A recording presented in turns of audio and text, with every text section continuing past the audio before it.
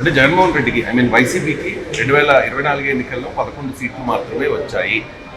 అత్యంత ఘోరమైన ఓటమి. ఎందుకంటే 2019లో 151 సీట్లు, ఇప్పుడు 11 సీట్లు. ఈ 16 నెలల కాలంలో జగన్ గ్రాఫ్ పెరిగిందా తగ్గిందా? పెరిగిందని వాళ్ళు అంటున్నారు.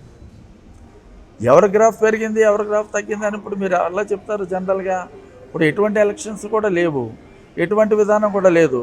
వాళ్ళ ఆత్మస్థైర్యం గురించి మా గ్రాఫ్ పెరిగిందని జగన్మోహన్ రెడ్డి గారు కానీ వైఎస్ఆర్సీపీ పార్టీ కానీ అనుకోవచ్చు. దానికి మాకేమీ ఇబ్బంది లేదు. మాకైతే మొన్న ఎన్నికలకు ఉన్నటువంటి గ్రాఫ్ ఎక్కడా కూడా 0.1% కూడా తగ్గలేదన్నది మాది ప్రగాఢమైన విశ్వాసం, నమ్మకం.